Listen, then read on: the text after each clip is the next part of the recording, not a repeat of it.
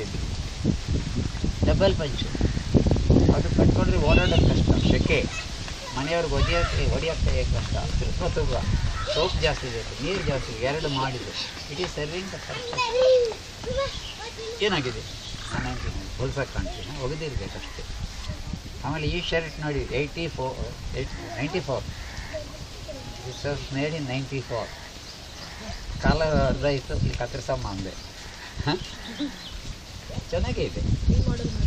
ಹಾಂ, ಅದು ಚೆನ್ನಾಗೇ ಇದೆ.